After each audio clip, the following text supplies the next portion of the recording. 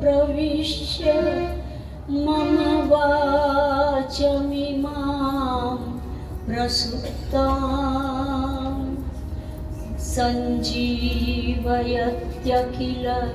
शक्तिधरः स्वधाम्ना अन्यांश्च हस्तचरण श्रवणात्वगादीन् प्राणान्नमो भगवते पुरुषाय तुभ्यं प्राणान्नमो भगवते पुरुषाय तुभ्यं प्रभुर्नंद कुमारो मे स्वामिनी वृषभानुजा कृतार्थोऽहं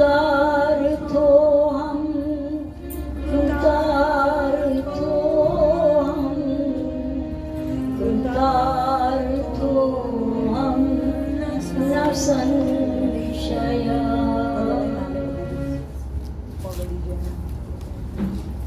જગતમાં જન્મ લઈને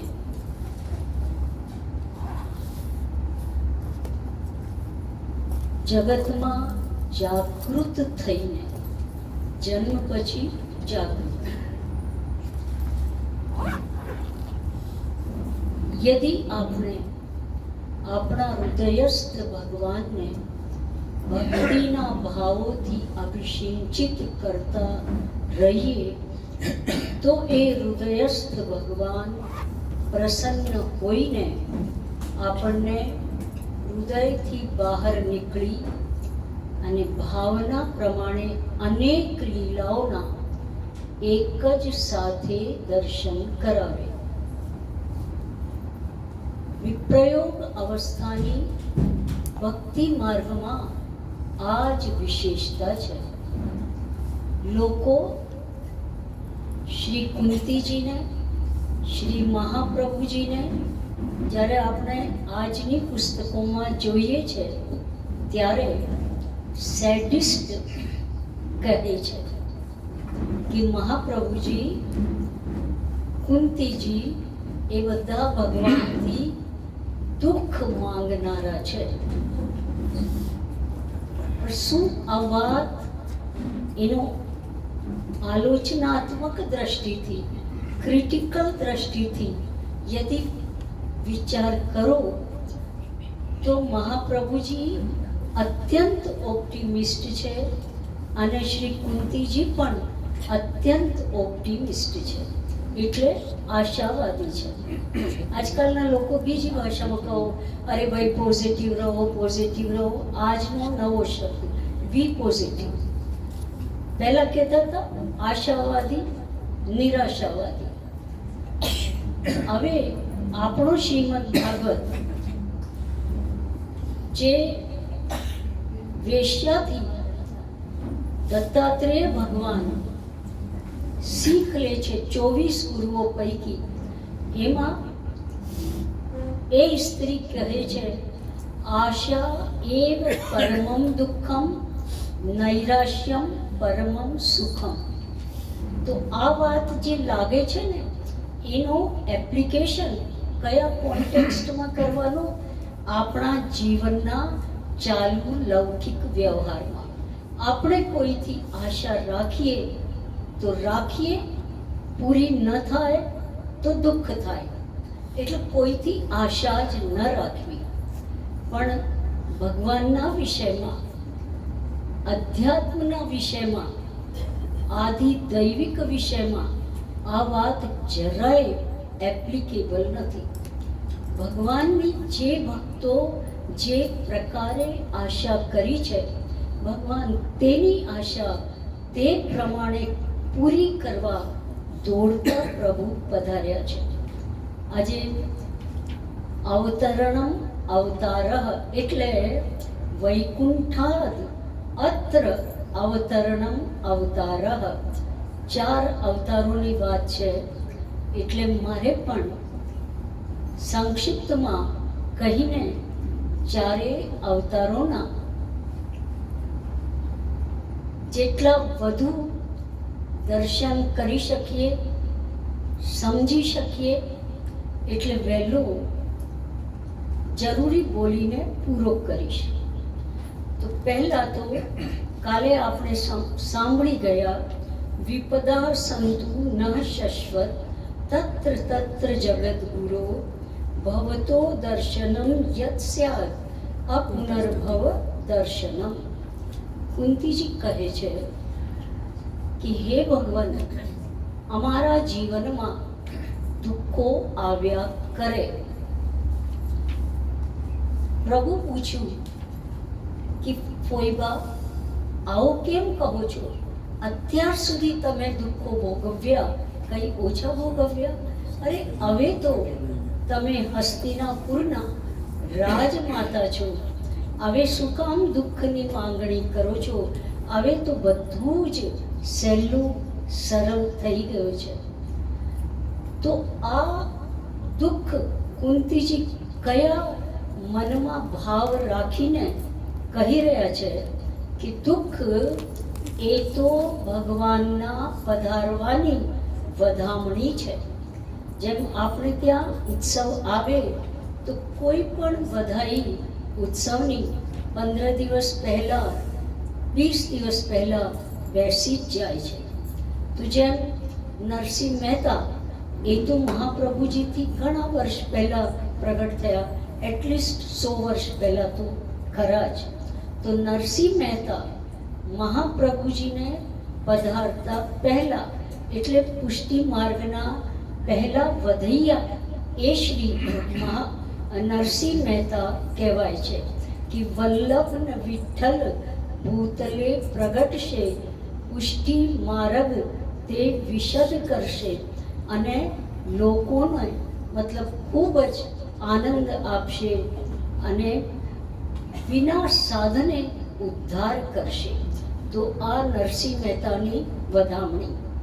પછી બીજી વધાઈઓ પણ, અને ભવિષ્ય પુરાણમાં એ તો નરસિંહ મહેતા નહીં લખવા ગયા, પુરાણો તો વ્યાસજી રચિત છે. તો ત્યારે આજથી 5,500 વર્ષ પહેલાં માનો તો પણ જે 18 પુરાણ છે એમાં ભવિષ્ય પુરાણમાં યા તો પછી અગ્નિ પુરાણમાં અગ્નિ રૂપો દ્વિજાચારો ભવિષ્યામિહ ભૂતલે અને વલ્લભ યજ્ઞ રૂપસ્યાત વિઠ્ઠલઃ પુરુષોત્તમઃ. આ શ્લોકો અગ્નિ પુરાણમાં આપેલા જ છે. તો એ તો કોઈ માણસના લખેલા નથી, ત્યાં પણ શ્રી મહાપ્રભુજી અને શ્રી વિઠ્ઠલેશ પ્રભુ ચરણનો ઉલ્લેખ છે. તો અહીંયા જે કુંતીજી માંગી રહ્યા છે કે અમને દુઃખ આવતા જ રહે એટલા માટે કે દુઃખ આવે તો આપના દર્શન વારંવાર થતા રહે, અને જો સુખ આવી જાય, કહ્યું છે ને કે दुख में सब सुमिरन करे, सुख में करे न कोई, जो सुख में सुमिरन करे तो दुख काहे को होए. આપણે સુખમાં પરમાત્માને વિસારી દઈએ છે. જ્યારે ભગવાન ગીતામાં કહે છે કે મામ અનુસ્મર યુધ્ય ચ, અર્જુન એને માટે કોઈ ટાઈમ નથી હોતો કે મને ક્યારે યાદ કરવું કે ક્યારે યાદ ન કરવું. પ્રતિ ક્ષણ પ્રતિ શ્વાસ તું મને યાદ કર, અને સાથે સાથે પોતાને તને જે કર્તવ્ય પ્રાપ્ત થયો છે તે તું કર. મામ અનુસ્મર, અનુસ્મર એટલે અનુસ્મર, અનુ ઉપસર્ગ ક્યારે લાગે?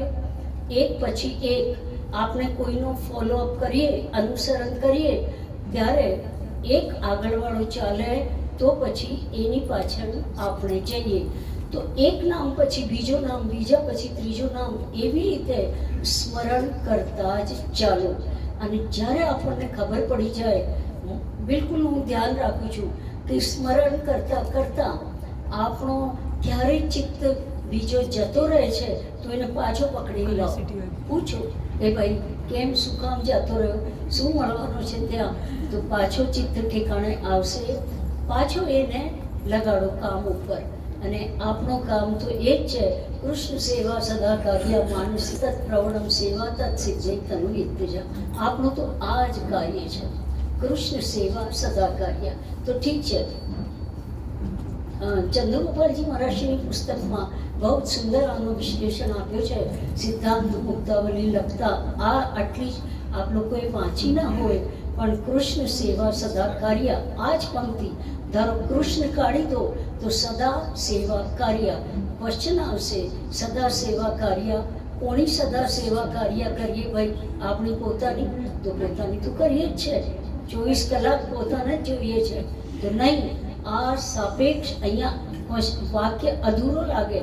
તો કૃષ્ણની સેવા સદા કરવું એ મહાપ્રભુજી કહેવા આપણને માંગે છે. તો કુંતીજી કહે છે, કુંતીનો સ્વીકાર જે છે તે મર્યાદા પુષ્ટિ ભક્ત તરીકે છે. એટલા માટે અહીંયા કુંતીજી એમ કહે છે કે દુઃખ પછી દુઃખ આવ્યા કરે, કારણ કે સુખમાં આપ પધારી જાઓ છો, એટલે આપના દર્શન થતા રહે. અને આપના દર્શન જો સદા થતા રહે તો પછી એને ફરી બીજી વાર આ સંસાર રૂપ જે ભવ છે એનું પુનઃ દર્શન કરવું પડતું નથી. અહીંયા જરાક સ્વાર્થ આવી ગયો, કારણ કે આ સંસારમાં ફરી આવવું પડતો નથી, એટલા માટે આપના દર્શન થતા રહે. જ્યારે વૃત્રાસુરજી બોલે છે કે ભલે ને મને અનેક વાર સંસારમાં નાખો, પણ આપની સેવા મને મળતી રહે. હું મારા કર્મથી, એટલે પુષ્ટિ ભક્ત છે, પુષ્ટિ ભક્ત છે. અને અહીંયા કઈ પોતાને માટેની માંગણી આવી, અને માંગણી ઉપર આપણે બે ચાર વાતો સાંભળી ગયા હતા કે માંગણીમાં જે છે મનુષ્યને ભગવાનને લાગણી નથી રહેતી. અને બીજી વાત આપણે સાંભળી હતી કે ઉદાસી આવે નાથને અને વ્યાપાર સરીખો કહેવાય. પ્રભુ પાસે કંઈ ન માંગીએ, પ્રભુ પાસે કંઈ ન માંગીએ, માંગવાથી શું થાય છે? પછતાવો. હા, માંગે પછતાવો થાય. અને ઉદાસી આવે નાથને, એટલે ભગવાનને ખબર છે ઉદાસી આવે, ભગવાનને ગમતો નથી, ભગવાન નારાજ થઈ જાય. આપણે ઉદાસ થઈએ તો આપણને ઘરવાળાઓ પૂછે ને, ભાઈ આજે તમે કેમ ઉદાસ છો? તો એવી રીતે ભગવાન ઉદાસ થઈ જાય કે આ મારો ભક્ત કેવો છે, મારાથી માંગ કરે છે, અરે હું એને એની યોગ્યતા કરતા અધિક આપું છું, છતાંય એને સંતોષ નથી. હાલાકી જો રાજાને સંતોષ ના હોવો જોઈએ, એને રાજ્યનો વિસ્તાર કરવો જોઈએ. અને જે બ્રાહ્મણ હોય, આ વામન અવતારમાં ભગવાનની આ વાત સાંભળજો. જ્યારે વામન અવતારની અંદર રાજા બની કે છે માંગો માંગો માંગો, તો એ કહે છે કે કેમ નથી માંગતા? ત્યારે એ ભગવાન વામન બોલે છે કે યજમાનનો આપવું ફરજ છે, લેકિન બ્રાહ્મણને સદા સંતોષી હોવો જોઈએ. સંતુષ્ટાઃ બ્રાહ્મણા તુષ્ટાઃ, બ્રાહ્મણે સંતોષી હોવો જોઈએ. અને આગળ કહ્યું છે અસંતુષ્ટાઃ દ્વિજાનષ્ટાઃ. અસંતુષ્ટ, અરે પેટ જ ના ભરાય, આવા દો આવા દો આવા દો, એક દિવસ ફાટી જશે, આટલા પૈસાનું શું કરશો? પેલો ગુસાઈજીનો ચોર હતો ને, ટાઈમ જ્યાદા વધારે થઈ જાય, ગુસાઈજી કહ્યું હતું કે ભાઈ ભરીને જઈ રહ્યો હતો, પડી ગયો સામાન, પ્રભુ ચરણે પૂછ્યું, લે તારાથી ઉચકાતો નથી, હું તને ઉચકાઈ દઉં. એને બહુ આશ્ચર્ય થયું. પછી એને પ્રભુ ચરણે કહ્યું કે એક કામ કરજે, તું ભલે ચોરી કરજે, પણ તું સત્ય બોલજે અને સાચું કહી દેજે કે હું ચોરી કરવા આવ્યો છું. હવે રાજા એને લાગ્યો કે અને દયા રાખજે, બે વાત કહી, તો કોઈ ગરીબના ઘરમાં જાય તો એને દયા આવી જાય કે ભાઈ આની પાસે કંઈ નથી, અહીંયાથી હું શું ચોરીને જાઉં, એટલે છોડી દેતો. હવે એને લાગ્યું કે રાજાના ઘરમાં જાઉં, ત્યાં તો દયા કરવા જેવું કંઈ છે નહીં. એ રાજાના ઘરમાં ગયો. રાજાને ત્યાં લોકોએ પૂછ્યું, કોણ છે તું? કહ્યું, ચોર છું. તો સત્ય બોલી દીધું. તો લોકોએ સમજ્યા કે કોઈ ગાંડો લાગે છે. ચોર હોય તો કોઈ કહે કે ભાઈ હું ચોર છું. તો એને બધા દરવાજા પાસ કરવા દીધા. અંતમાં ચોરી કરી લીધી, ગાંઠડી બાંધી લીધી હતી. એટલામાં રાજા પોતે ઉઠ્યા. તો રાજા એને પૂછ્યું કે તું કોણ છે? તો કહ્યું કે હું ચોર છું અને આ બધું લઈ જઈ રહ્યો છું. તો સત્ય પણ બોલી દીધું અને હું ચોર છું એ પણ કહી દીધું. તો રાજા એની આ વાત ઉપર એને પોતાના રાજ્યનો મંત્રી બનાવે છે કે મને કોઈ સાચું બોલનાર જ જોઈએ. એટલે આ સત્ય ગુણ કાલે આપણે સાંભળ્યો તો સત્ય ઉપરની વાતો. તો આ રીતે જે છે તે સત્ય. જો વોચ હું પણ જોઉં છું. તો વોચનું ખબર છે ના, મને વોચ શું કહી રહી છે? Watch your wealth. W A watch your actions. T watch your thoughts. WAT C watch your character. H watch your health. તો આ બધા સરવાળો જોતા હવે આપણે ફટાફટ આગળ વધી. તો આપણે પધારવાથી ક્યારે પણ તો એમાં જરૂરી વાત તો રહી ગઈ કે કુંતીજી એ જે છે નેગેટિવ નથી કે મને દુઃખ જ મળ્યા કરે, લેકિન ભગવાનના દર્શન દર વખતે દર્શન કોણ છોડી શકે? અને એ સાક્ષાત પ્રભુ જે કુંતીજીએ ભગવાનને ઉલુખલ લીલાની અંદર દર્શન કરતા રડતા જોયા અને જે દશા એમને જોઈ અને આજે જે જોઈ રહ્યા છે એમને ખાતરી થઈ ગઈ કે આ પરમાત્મા પરમેશ્વર શ્રી કૃષ્ણ પરમાત્મા પરબ્રહ્મ છે. એમને ખાતરી થઈ ગઈ અને ખાતરી થઈ ગઈ પ્લસ મહાપ્રભુજી પણ અહીંયા જોઈ લો આપ, યચ્ચ દુઃખમ યશોદાયાહ નંદાદીનામ ચ ગોકુલે ગોપિકાનામ તુ યદ દુઃખમ તદ દુઃખમ સ્યાત મમ ક્વચિત. આવો દુઃખ માંગ્યો, આપણને પણ આ દુઃખ જોઈએ. આજે આપણો છોકરો અમેરિકાથી 10 વર્ષ ના આવે ને તો આપણને કેટલો વિરહ લાગે. આપણે હજારો વર્ષ થયા ભગવાનથી વિખૂટા પડ્યા. આપણને નો પેન, નો દુઃખ, નો યાદ, નથિંગ, કોઈ મેમરી નથી.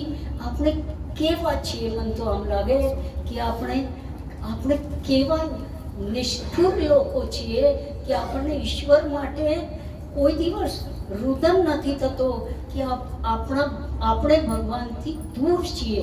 તો જો મહાપ્રભુજી તો તરત બીજા શ્લોકમાં સુખની માંગણી કરે છે. ઉદ્ધવાગમને જાતઃ ઉત્સવઃ સુમહાન યથા વૃંદાવને ગોકુલે વા તથા મે મનસી ક્વચિત. એટલે તરત સુખની માંગણી કરી છે. એટલે મહાપ્રભુજી આશાવાદી નિરાશાવાદી એના બધા કરતા પણ ભગવત પરમાનંદ વાળા એવી માંગણી કરવા વાળા શ્રી મહાપ્રભુજી છે. લોકો મહાપ્રભુજીને નથી સમજ્યા. જેમ શાસ્ત્રીજીએ કહ્યું ને, નારદજીના પાત્રને લોકો નથી સમજતા, દુર્વાસાના પાત્રને લોકો નથી સમજતા, કારણ કે નારદજી એ ભગવાનનો મન છે. એક અર્થ તો બતાવ્યો હતો નારમ, પણ બીજો અર્થ પણ છે કે નરાણામ અવિદ્યામ અર્ધયતિ ઇતિ નારદ. લોકોની અવિદ્યા અજ્ઞાનનો જે નાશ કરે, પંચ પર્વા અવિદ્યાનો જે નાશ કરે, પ્રાણાધ્યાસ, દેહાધ્યાસ, અંતઃકરણાધ્યાસ, સ્વરૂપ વિસ્મૃતિ, આ બધી 5 પ્રકારની અવિદ્યાનો જે નાશ કરે, ધેટ ઇઝ નારદ. નારદનો આ પણ એક સ્વરૂપ છે. આપણે લખવો જોઈએ, એક આર્ટિકલ લખવો જોઈએ, નારદજીનું યથાર્થ સ્વરૂપ. નારદજી ભગવાનનું મન છે. 24 અવતારો પૈકીનો એક અવતાર છે. તો એક અવતાર કંઈ હસી મજાક કરવાનું પાત્ર નથી હોતું. અને એવી રીતે દુર્વાસા ઋષિ પણ. હવે ઠીક છે, તો આ વાત તો પૂરી થઈ ગઈ. અને એક વાત ઓર ભીષ્મ સ્તુતિની અંદર ઘણી બધી વાતો આવી, એમાંથી એક વાત કહું છું કે હા, વ્યવહિત પૃથના મુખમ નિરીક્ષ્ય સ્વજન વધાત વિમુખસ્ય. આમાં દોષ વિદ્યા છે શ્રી મહાપ્રભુજી. આત્મવિદ્યા નહીં, સ્વજન વધાત વિમુખસ્ય દોષ બુદ્ધ્યા કુમતિમદાત્મવિદ્યયા યસ ચરણરતિ પરમસ્ય તસ્ય મેસ્તુ. આના કેવલ એક જ શબ્દ પર હું કહું છું કે બંને સેનાઓ આમે સામે છે અને અર્જુનને કુમતિ થઈ કે મને ભગવાન નથી લડવો.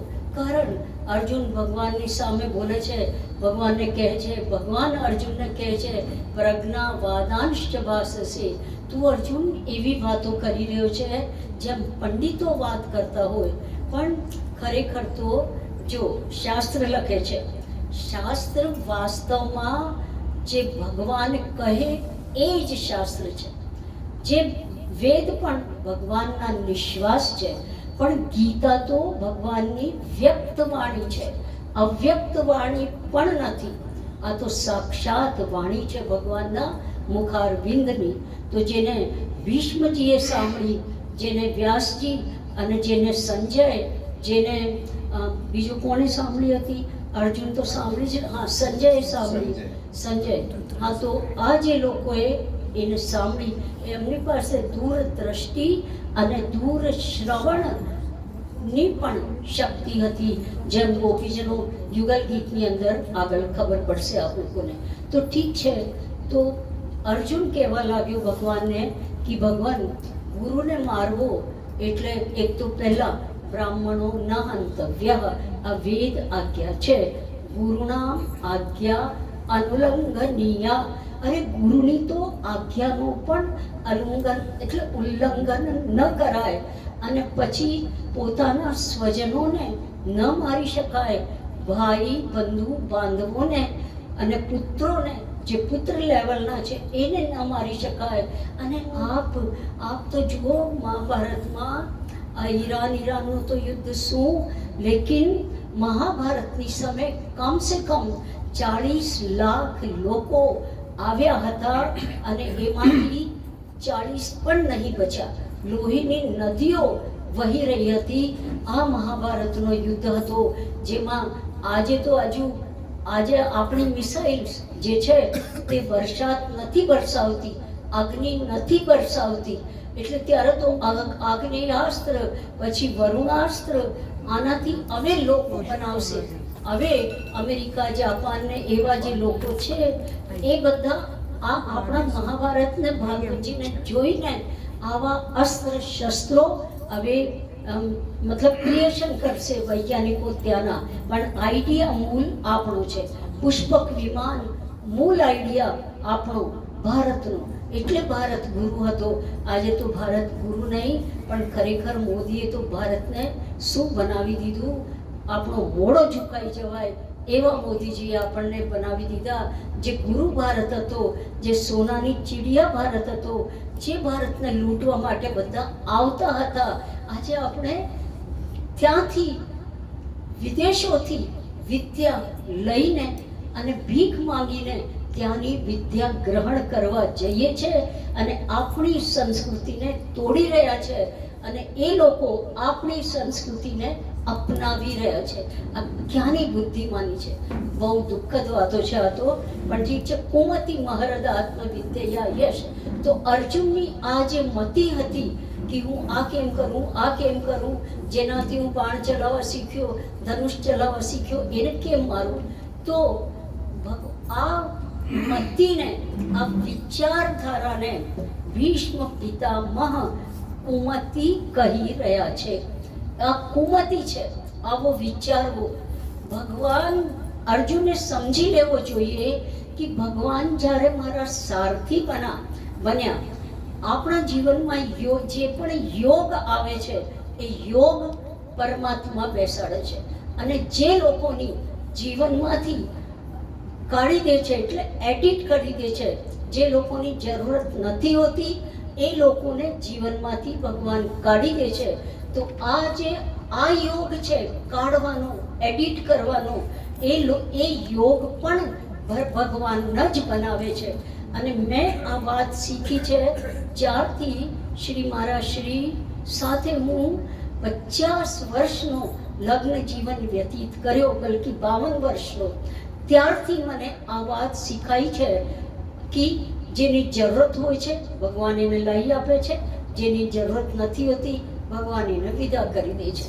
તો આ કુમતિ, તો અર્જુનને આ કુમતિ હતી, અને આ અર્જુને સમજી જ જવો જોઈએ કે જ્યારે ભગવાન મારા સારથી બન્યા, ભલે શસ્ત્ર ન ઉઠાવે, મારા સંરક્ષક બન્યા, અને ભગવાનની આ છે પેલો શ્લોક છે, હું ભૂલી રહી છું, તો ભગવાનની નજર જેના ઉપર પડે ને એ ઓટોમેટિક મરેલો જ થઈ જાય. એટલે ભગવાને અર્જુનને કહ્યું, અર્જુન નિમિત્ત માત્રમ ભવસવ્ય સાચે, તું તો મયૈવ નિહતાઃ પૂર્વમેવ, તારે તો મરેલાને મારવું છે, તું ક્યાં મારવાનો છે? એટલે આ રીતે ભગવાન અર્જુનને વિચારવું જોઈએ કે જ્યારે ભગવાન મારા સારથી છે, જ્યારે ભગવાન મારા રક્ષક છે, જ્યારે ભગવાનની ઈચ્છા છે કે આ યુદ્ધ થાય અને ભગવાન સારથી બન્યા મારા, તો મારે પછી આ કુમતિ નહીં રાખીને પછી ભગવાન અર્જુનને અર્જુન ભગવાનને કહે છે કે કાર્પણ્ય દોષોપહત સ્વભાવ, આ જે વાત કરે છે, અને ભગવાનથી શાદીમાં ત્વામ શરણમ પ્રપન્નમ, અને ભગવાનની શરણમાં જાય છે. તો અહીંયા ટીકાકાર લખે છે કે જુઓ, પાંડવો ભગવત ભક્ત હતા, અને જે પ્રત્યેક કામ એ ભગવાનની ઈચ્છાથી પૂછીને કરતા હતા. તો આ યુદ્ધ પણ જો સીધા એ યુદ્ધમાં લાગી જાય, લડવા લાગી જાય, તો પછી એ ભક્ત ના કહેવાય, પછી એ શરણાગત ભક્ત ના કહેવાય. એટલે પહેલા એમને કુમતિ થઈ, પછી ભગવાનની શરણમાં આવ્યા, અને શરણમાં આવ્યા પછી ભગવાને કહ્યું કે હવે અર્જુન તું યુદ્ધ કર, ઉઠ, અને હવે જે તારું કર્તવ્ય છે તેને તું કર, તું ક્ષત્રિય છે, અને પ્રકૃતિ સ્વામ નિયોક્ષ્યસી, આ તો આવે છે, પણ યુદ્ધ કરવો તારી ફરજ છે. આમ કરીને ભગવદ આજ્ઞાથી હવે આ પાંડવો યુદ્ધમાં પ્રેરાય છે. તો આ વાત એ બતાવે છે કે શરણાગત ભક્તોએ પ્રત્યેક વાત ભગવદ આજ્ઞાથી કરવી જોઈએ. અને આપણે ત્યાં આજે પણ ધારો કે આપણે લગ્નની કંકોત્રી આવે તો પહેલા ઠાકોરજી આગળ પધરાવીએ છીએ, પછી એમ કહીએ છીએ કે આપની કન્યાના વિવાહ છે એમાં આટલો ખર્ચ કરવાનો છું, અને આપની આજ્ઞા લેવા આવ્યો છું. કોઈ પણ કામમાં આપણે સમર્પણ કેવળ ભોજન માટે જ સમજીએ છીએ કે બસ પ્રસાદી ખાઈ લો. અરે એક વાતમાં સમર્પણ છે. કપડાં પહેરવામાં કોઈ કે જૂતા કેવી રીતે સમર્પિત કરીએ? અરે ફૂલ લઈ આવો ભગવાન માટે જૂતા પહેરીને, બીજો કેવી રીતે સમર્પિત થાય? નવો ડ્રેસ કેવી રીતે સમર્પિત કરીએ? ભગવાનના દર્શન કરવા માટે આવી જાઓ એવી રીતે સમર્પિત કરીએ. મોબાઈલ કેવી રીતે સમર્પિત કરીએ? તો કોઈ સત્સંગ સૌથી પહેલો જય શ્રી કૃષ્ણ કરો અને સત્સંગ ભગવાનનું કરો મોબાઈલ ઉપર. આવી રીતે તમે તમારી જાતે ગોઠવી લો. ચશ્મા કેવી રીતે કરીએ? તો પહેલા ભગવાનના શૃંગાર કરી લો. તો પ્રત્યેક વસ્તુ ભગવાનને સરેન્ડર કરો અને જીવન આગળ વ્યતીત કરો. બસ વોચ કહી રહી છે, ચૂપ હો જાઓ.